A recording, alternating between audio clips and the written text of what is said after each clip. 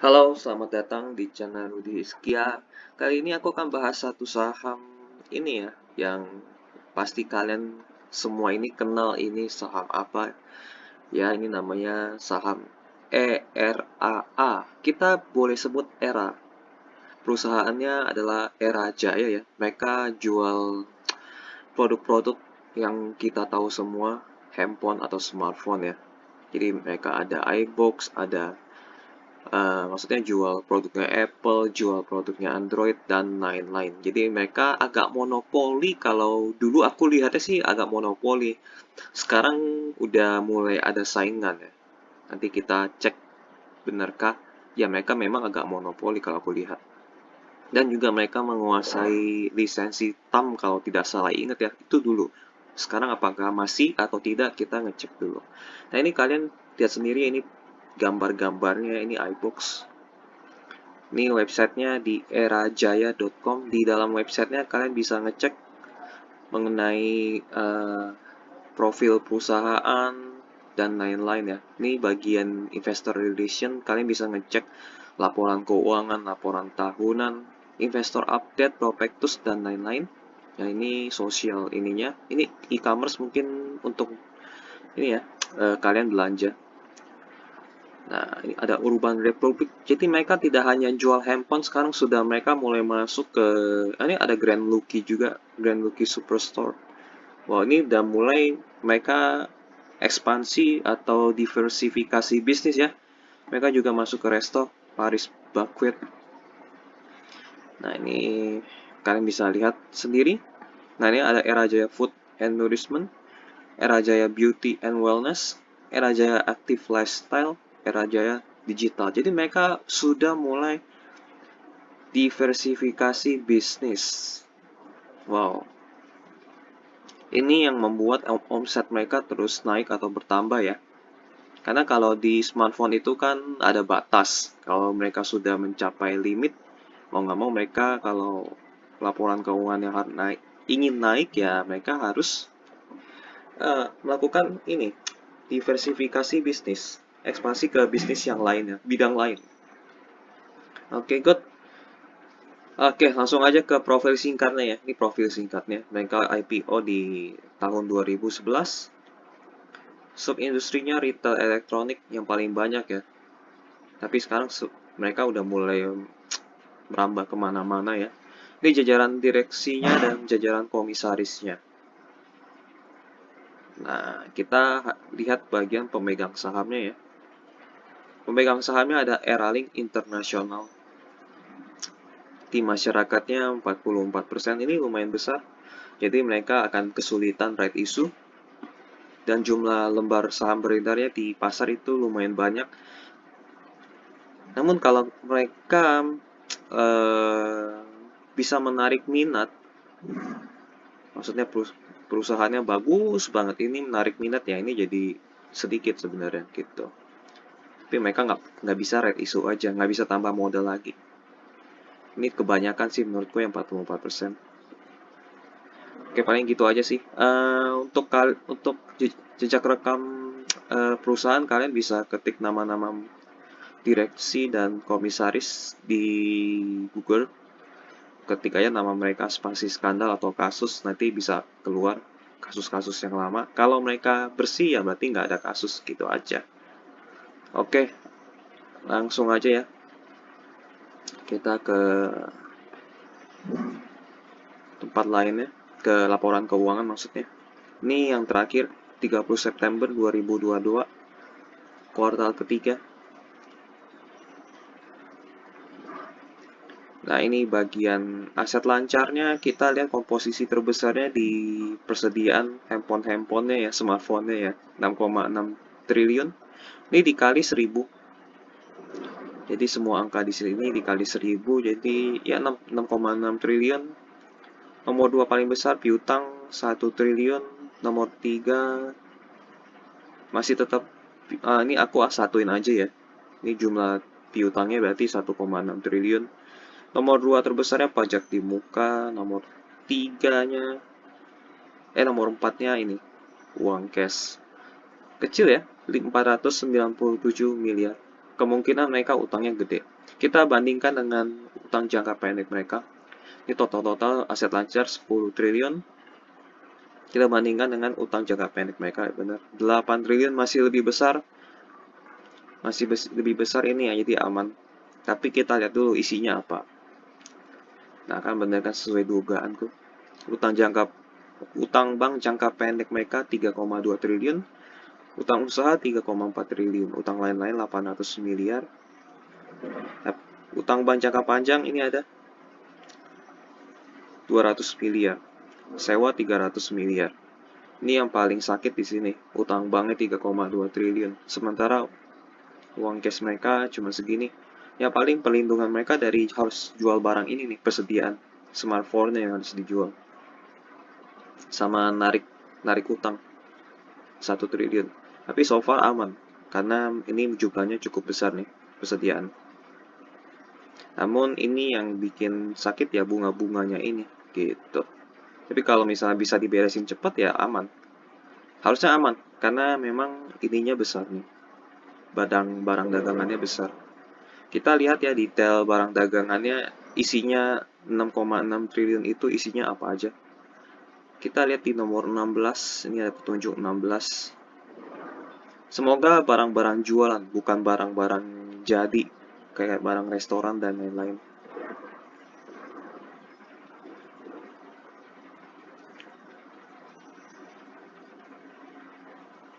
Tadi kan ini ya, persediaan kan, kok kita lihatnya utang ya?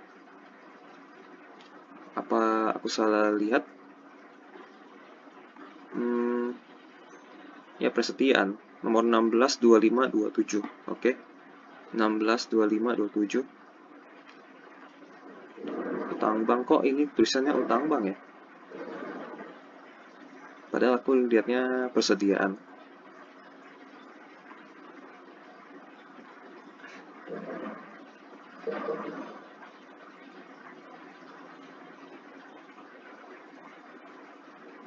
Nah, utang bank 6,6. 25, 27. 25, 27.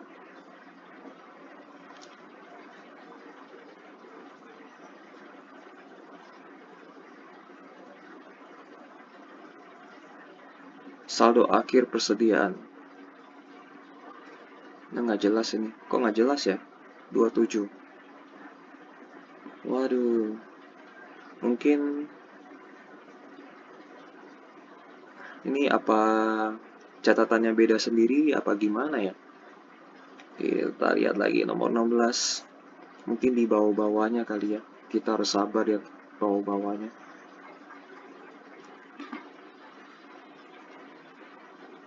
Dia harusnya kan persediaan, tapi kok dia jangan-jangan persediaannya itu ditulis sebagai utang.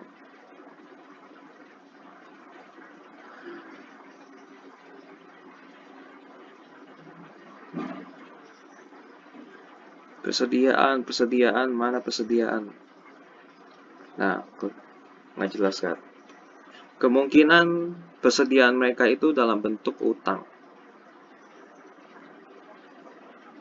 Yang 6,6 triliun itu gimana ya? 6,6 triliun, 6,6 triliun. Wah, berarti agak bahaya juga ya kalau misalnya persediaan mereka pun dalam bentuk utang.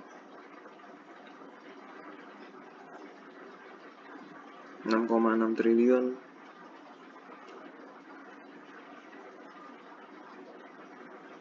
Yang jangka pendek mereka ini.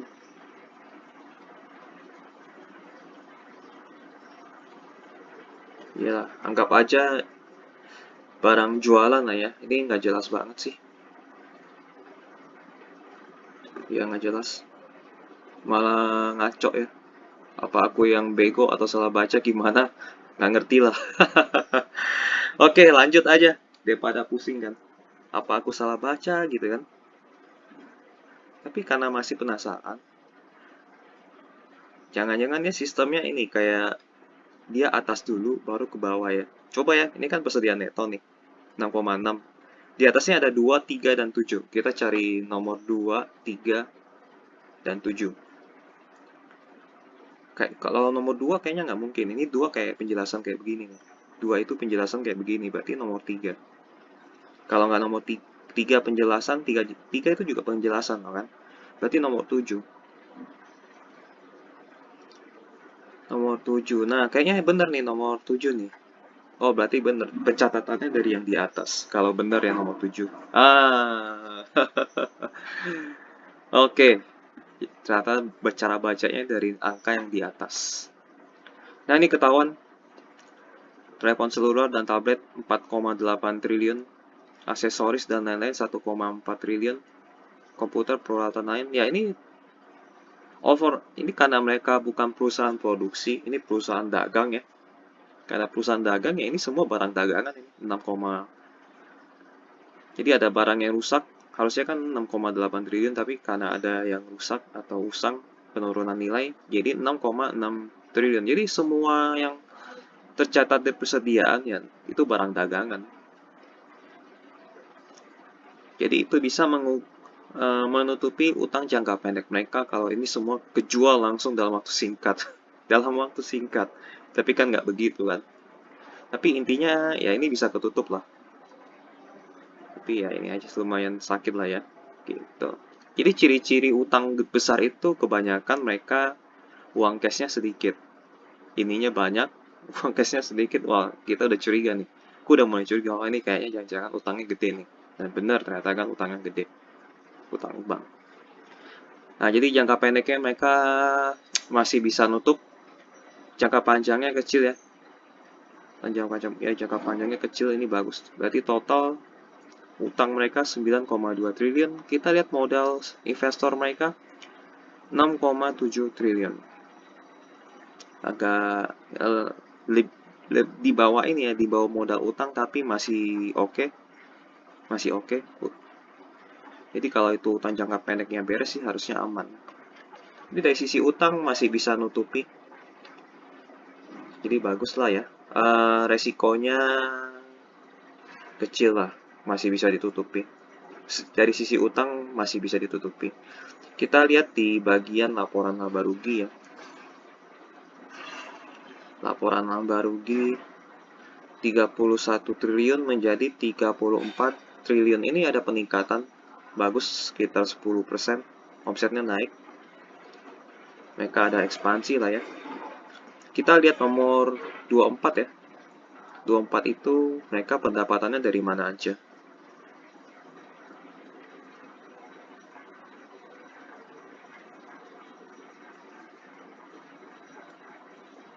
24, nah ini dia 24. Pendapatannya tetap yang paling tinggi penjualan seluler dan tablet.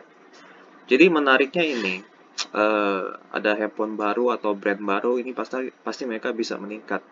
Produk operator menurun, komputer peralatan elektronik lainnya meningkat 1,3. Jadi setiap ada produk baru yang diciptakan pasti ini naik. Aksesoris dan lain-lain ini juga sama nih, aksesoris dan lain-lain. Jadi setiap ada produk baru, menariknya dari Era Jaya adalah setiap ada produk baru, entah itu tablet atau smartphone atau aksesoris, ini pasti meningkat, terutama aksesoris ya. Naiknya lumayan banyak di bagian aksesoris, 2,3 menjadi 3,9. Misalnya nanti ada teknologi baru lagi ke depan untuk support tablet atau support seluler atau support komputer dan lain-lain. Ini pasti naiknya lumayan banyak. Ini lompatannya bisa tinggi bagian aksesoris. Menariknya di situ ya. Oke.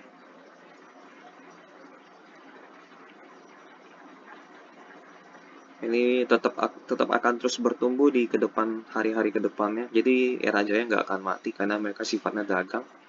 Jadi mereka tidak perlu capek-capek.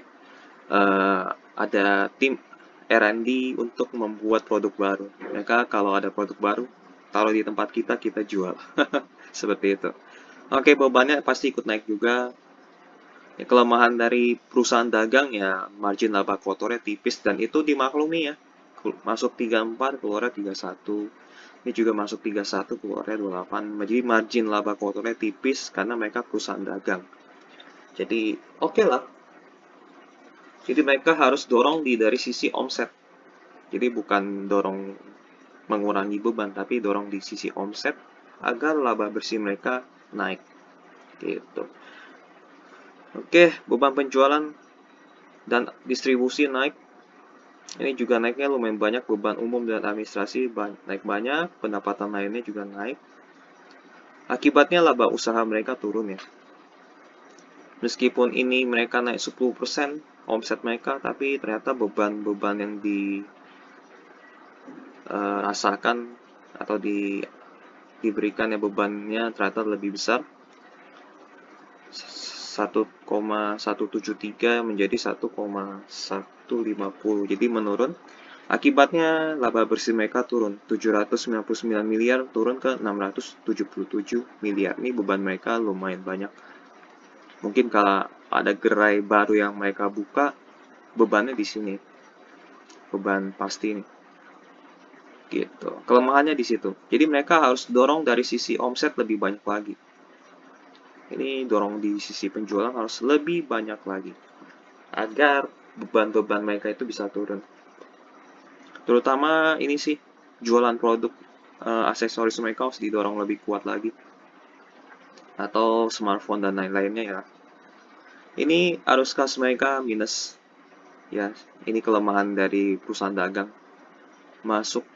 Keluarnya hampir sama dengan masuknya. Jadi masuk 31 keluar 30. Ini juga sama, masuk 34 keluar 34. Ini perusahaan dagang sih. Jadi kita tidak bisa ini berbuat begitu lebih banyak. Jadi mereka harus diversifikasi satu bisnis yang marginnya lumayan tebal.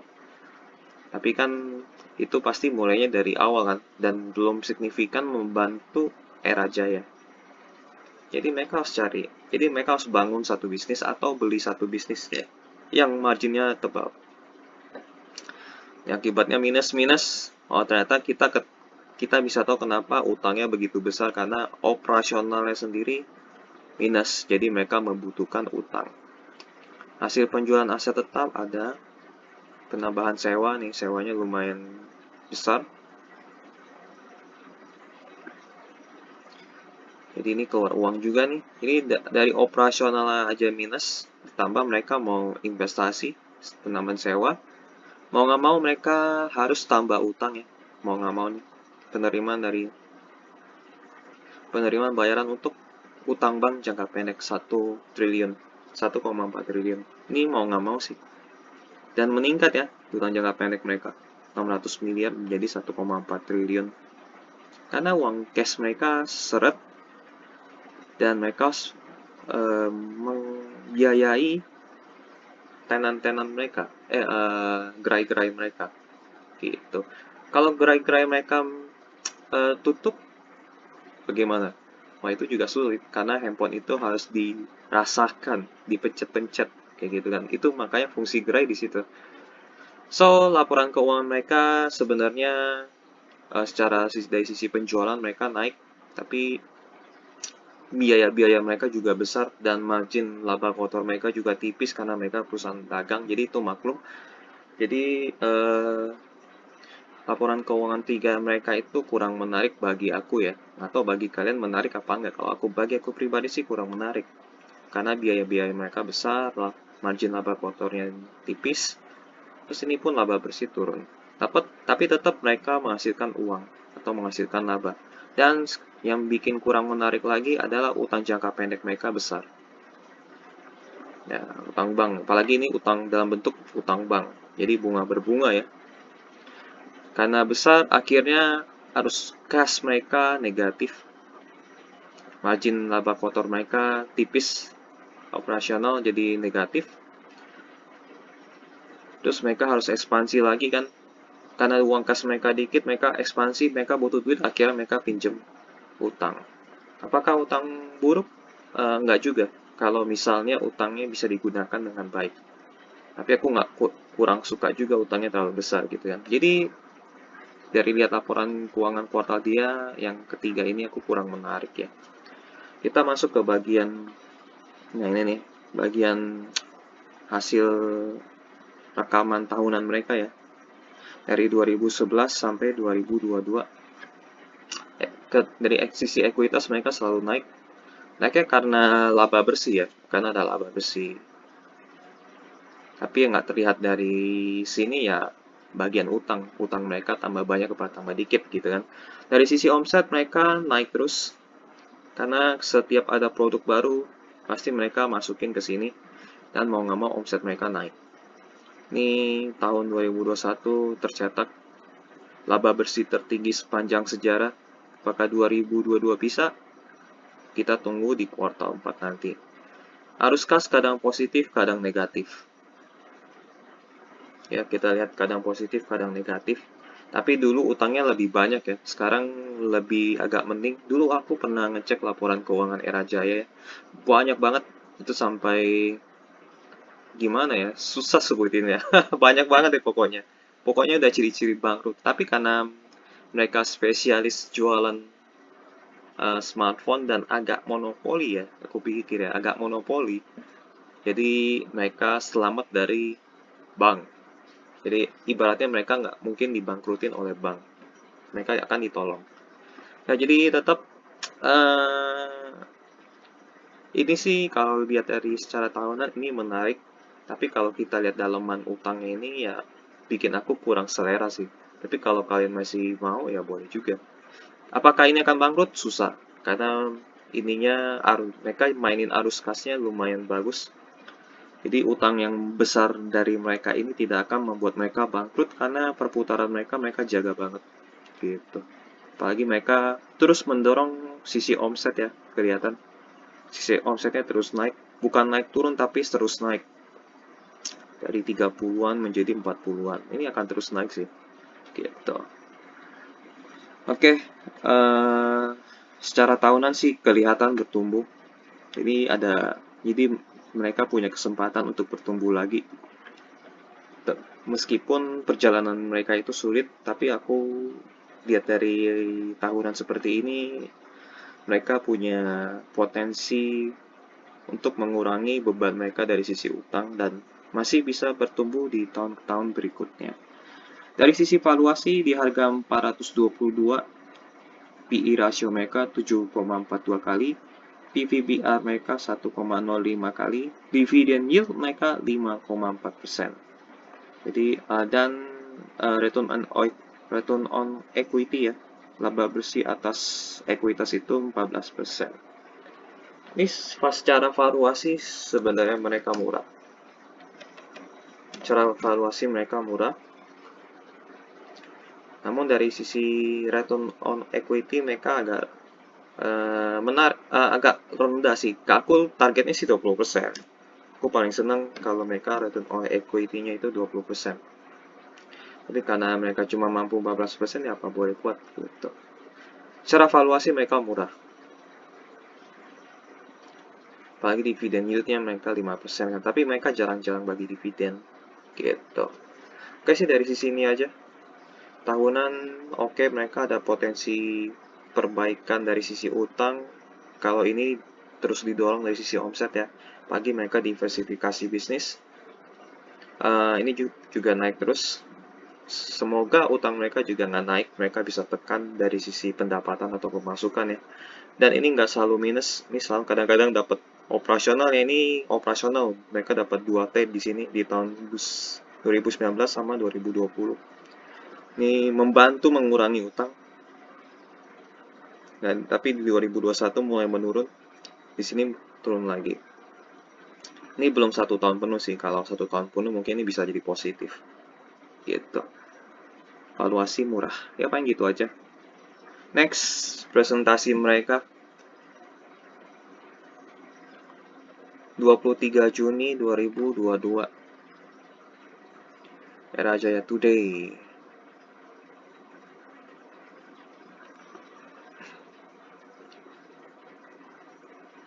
Oke. Ini kita lewatin aja informasi yang kayak begini.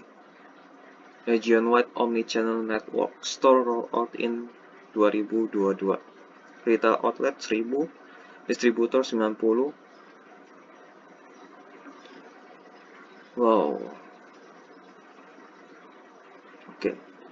Flagship retail, multi-brand dan joint business, distribusi center, retail in Malaysia. Wow, mereka mulai ekspansi ke Malaysia nih. ada tertulis ya retail in Malaysia. Kita besarkan dikit biar teman-teman bisa lihat ini kebesaran retail in Malaysia, distribution center in Malaysia, retail in Singapore. Wah. Jadi mereka sudah mulai ekspansi ke Malaysia dan Singapura ya. Ini bagus banget. Ekspansinya tidak. Nah, ini juga ada nih. Era Jaya Onward Business Vertical. Di sini ada Erafone, iBox, Samsung, Xiaomi, MWG. Ini aku baru lihat lagi nih. Multi brand Era Jaya Digital. Ini yang lifestyle. Ini ada DJI, Marshall, GD Sport, Urban Republic. Ini bagian Era Jaya Beauty and Wellness. Ada Siemens Healthineers, ada dan lain-lain ya. GE Healthcare juga ada ternyata. Di bagian Era Jaya Food and Nourishment ada Sushi Tei, Grand Lucky, Paris Buckwheat. Nah, ini bisa menolong sebenarnya. Ini juga bisa nih. Ini margin. Nah, ini marginnya lumayan tebal kalau beauty and wellness ini. Jadi, ya inilah mereka ada kesempatan untuk membuat Era Jaya itu banyak uang cash. Tapi di saat ini mereka mungkin masih kesulitan. Siapa tahu masa depan mereka ini menjadi lebih baik di nomor 3 dan 4 ya, beauty and wellness dan food and nourishment. Kalau lifestyle ini kan dagang produk yang berhubungan dengan elektronik, jadi mungkin marginnya nggak begitu tinggi juga. Tergantung brand sih. Market trend and business update. Oke, ini industri development-nya ada demand outstrip supply, opportunity and 5G teknologi, more stable competition with IMEI regulation. Jadi mulai stabil kompetisinya karena ada IMEI regulation. Terus strategi untuk menangkap momentumnya, jadi mereka ekspansi secara agresif ya. With target of 500 new store opening in 2022. Jadi 500 toko. Kolaborasi dengan investor retail through Erafone Cloud Retail Partner. Oh, benarkah? Kolaborasi dengan investor retail lewat Erafone Cloud Retail Partner to support store expansion plan. Wah, ini aku baru dengar nih. Teman-teman yang mungkin investasi di ini bukan di saham kan maksudnya kan, tapi kita cari tahu opportunity untuk apa sih ekspansi ekosistem ya, smart device dan IoT. Oke, ini menarik. Mereka pandangannya ke depannya sangat jauh ya. Ini 3 poin ini, apalagi yang poin paling terakhir ini bagus banget ya. Ini nomor 2 bikin aku bingung dan kaget ya isu ya. Digital solution, mobile selling, and era express in a new way shopping for better experience. Mobile selling ya di katalog oke. Lewat WA, era express. Oke, click and pick up, di virtual exhibition juga ada. Omnichannel roadmap. Omnichannel itu maksudnya berbagai channel ya mereka. E-commerce market penetration, online channel, CRM program, IT system.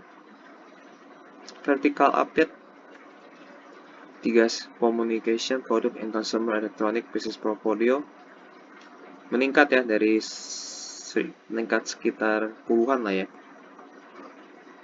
Ada iBox, Xiaomi, Samsung, Erafone. Ya mereka nggak monopoli. Kenapa aku bilang nggak monopoli? Karena memang dulu harus lewat mereka kalau mau jual handphone. Vertical update dan Era Jaya Active Lifestyle. Nah, ini yang elektronik, yang bagian lifestyle. About immersive IT, smart home. Mereka juga ada produk smart home-nya juga. Nah, ini food and nourishment. 54 jadi 56, mereka bertambahnya pelan ya. Karena COVID ini baru PPKM-nya baru lepas. Jadi makanan food and beverage ini baru mulai bertumbuh di 2022 akhir. Jadi mereka pertumbuhannya pelan ini nggak apa-apa ya, karena bekas ini dari 2001 kan sebenarnya ke 2022 ini kan sebenarnya mulai pulih dari COVID. Jadi nggak masalah, masih ada kesempatan. Era Jaya Beauty and Wellness mereka berkurang ya, 38 jadi 33. The Face Shop dan lain-lain ini baru bangkit dari COVID, jadi nggak masalah. Ini masih ada kesempatan mereka untuk bertumbuh lagi. Financial highlight lewatin aja. Ya digital paling besar 93%. Active lifestyle 5,7%. Food 0, enggak, food 1. Justru beauty itu yang 0,4. Sales in kategori 80% ke smartphone atau tablet. Yang ini yang paling baru ya, 2022 yang sebelah kanan. Voucher juga ada ternyata 6,1%, aksesoris dan others 10%. Nah, makanya ini yang paling enak nih, aksesoris dan others ini punya kesempatan bertumbuh lebih besar lagi. Karena kan aksesoris bisa macam-macam ya.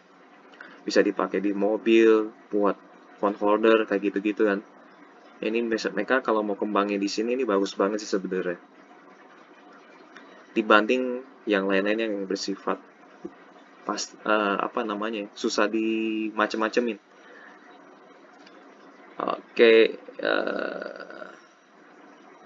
Oke, thank you. Paling itu aja.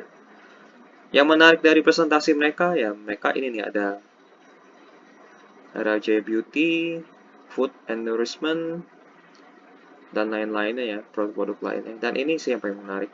Opportunity to expand the ecosystem, smart device and IoT ini yang paling menarik. Ini kolaborasi aku masih kurang ngerti. Nanti kita di channel job semoga ada ya. Maksudnya apa gitu kan? Yang menyinggung tentang hal itu. Kalau nggak ada ya nanti teman-teman bisa cari sendiri di Google atau di mana kan. Apa rencana ke depan persoalan terhadap bisnis Era Jaya secara keseluruhan?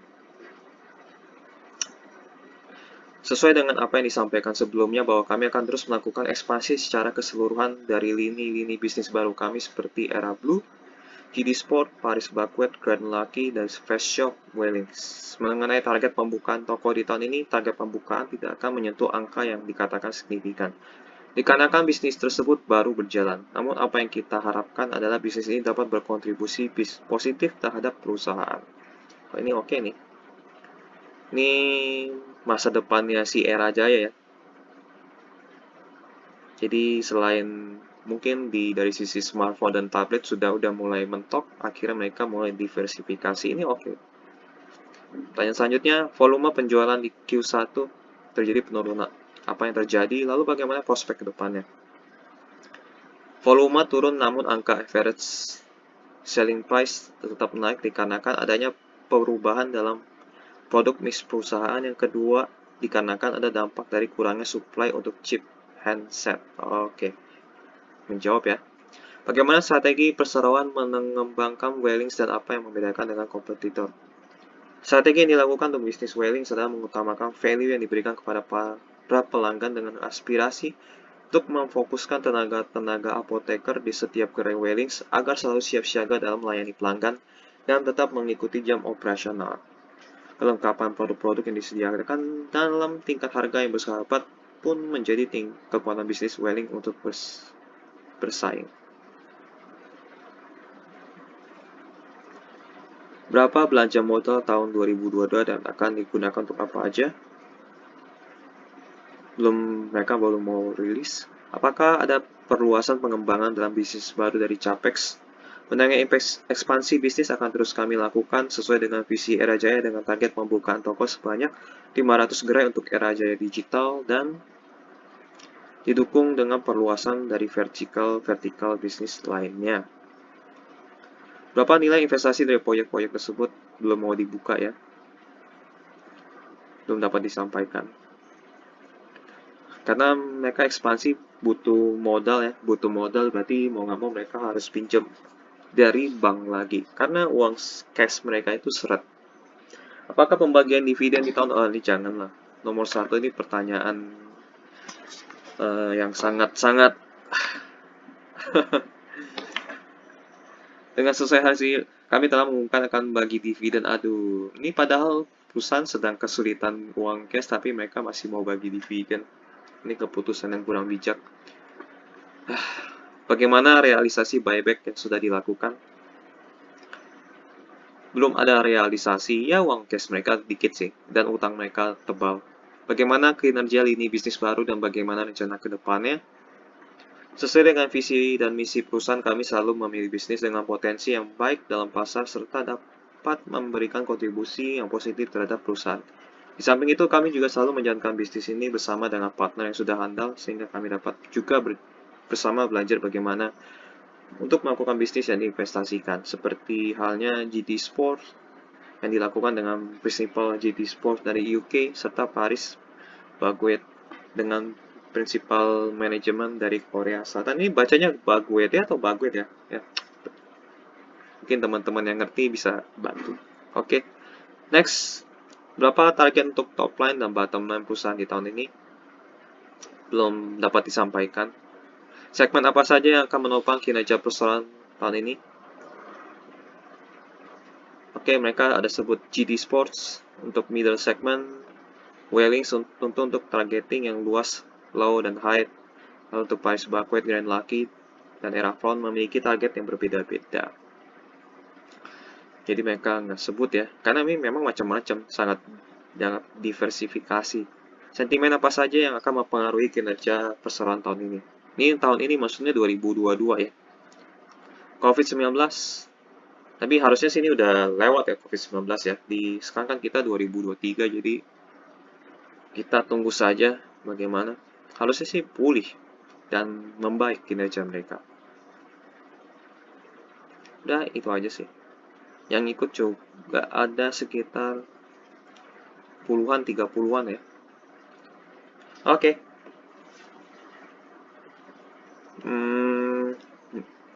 Ya paling ini aja sih. Dari bisnis ininya mereka. Apa namanya? Nah ini dia. Ini yang paling positif. Mereka diversifikasi. Positifnya di situ ya. Kalau mereka tetap berkutat di era jaya digital, mereka akan kesulitan. Untungnya sang pengendali perusahaan atau manajemen, mereka mulai merambah ke bisnis-bisnis lainnya yang menguntungkan ya. Ini bagus sih. Ini contoh perusahaan yang mau lepas dari apa namanya ya, kebuntuan. Ini mereka mau berkembang. Ini bagus sebenarnya. Meskipun mereka kesulitan di bagian uang. Ya paling kesalahannya bukan kesalahan yang kurang bijak, mereka masih memberikan dividen ya. Ini aku kurang setuju, mereka harusnya jangan kasih dividen karena uang mereka lagi seret. Mereka lebih baik beresin dulu deh utang mereka. Biar investor seperti diriku yang tidak suka utang masuk duit lebih banyaknya itu lebih nyaman. Gitu. Dan ini grafik historical harga saham Era Jaya ya. Ini sempat drop karena COVID, tapi mereka bangkit lagi.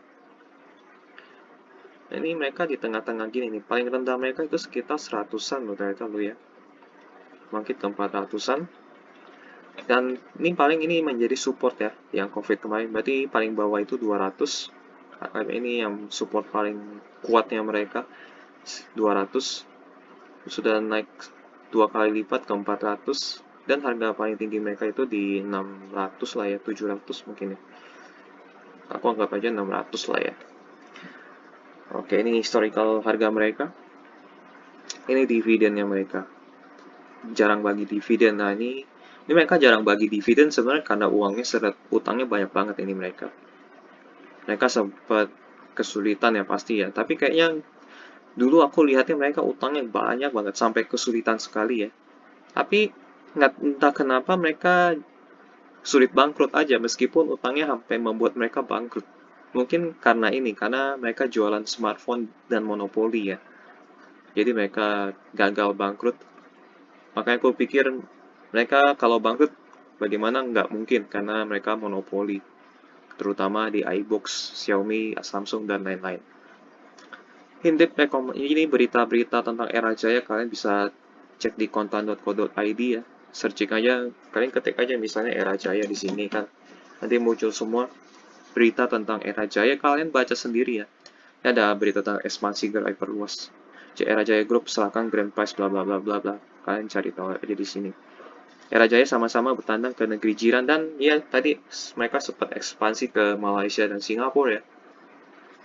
Gitu. Oke, kita langsung masuk kesimpulan aja. Nggak usah lama-lama. Dari sisi keuangan ya. Dari sisi keuangan mereka utangnya banyak. Utangnya banyak. Lalu minusnya utangnya banyak. Minusnya di situ aja sih sebenarnya. Utang banyak. Yang lainnya lebih banyak positif. Jadi positifnya mereka jangan mereka itu saja Era ya. Era diversifikasi bisnis ya. Nggak usah pakai bahasa yang ribet-ribet ya. Buka bisnis baru udah di bidang food dan wellness.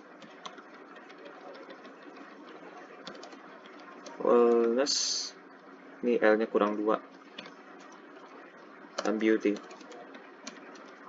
Ini sebenarnya wellness dan beauty itu satu kesatuan. Tapi kan wellness itu kan tentang obat segala macam, beauty beda lagi. Tapi secara dasar itu mereka sama sebenarnya. Ini bagus, artinya ini bagus, ini bagus, ini hal yang bagus untuk mengcover ya, bukan mengcover bahasa Indonesia-nya apa ya, menutupi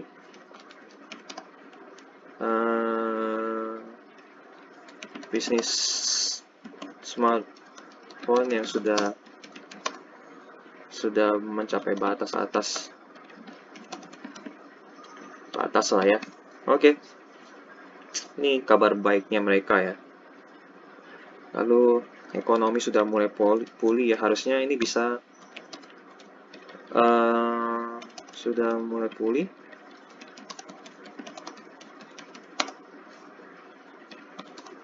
Bisa mendorong bisnis baru mereka di food ya, di food, wellness, dan beauty. Dan terutama serta bisnis utama mereka, yaitu smartphone, produk digital lah ya. Lalu hal yang baiknya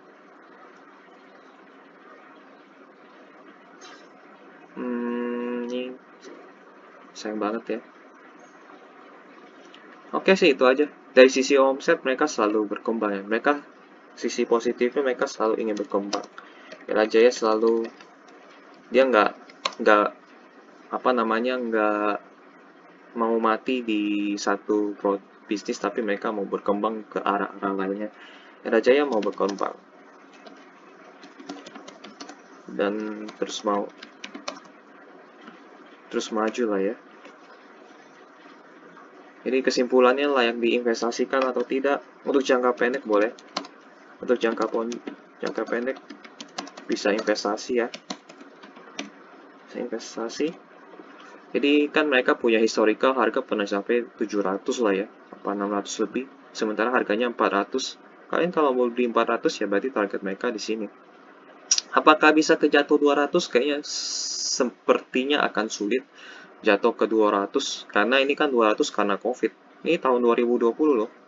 Nah, ini 2020 kan Covid. Ini jatuhnya karena Covid. Jadi untuk jatuh ke 220 kayaknya agak sulit. Jadi ini sepertinya harga 400 ini sudah harga dasar lah. Secara valuasi pun ini mereka udah PBBI 1 kali. Gitu. Bisa nggak jatuh sekali lagi? Bisa kalau ada Covid lagi. Dan harus PPKM lagi, itu baru bisa. Ini secara valuasi udah murah sih sebenarnya. Kita tambahin lagi valuasi murah sebenarnya. Jadi untuk jangka pendek bisa investasi untuk jual di angka 600 kan, beli 400-an ya, 400-an jual di 600-an. Untuk investasi jangka panjang yang bisa untuk hold bertahun-tahun, apakah menarik? Kalau aku pribadi untuk jangka panjang jangan dulu. Bukannya tidak layak, tapi jangan dulu. Kita tunggu bagaimana kinerja dari Era Jaya Beauty and Wellness dan food ini. Kita lihat perkembangan selanjutnya. Bagaimana ya? Jadi jangka panjang jangan dulu. Kita lihat ke depannya bagaimana. Apakah utangnya, lihat lihat ini bisnis barunya mereka,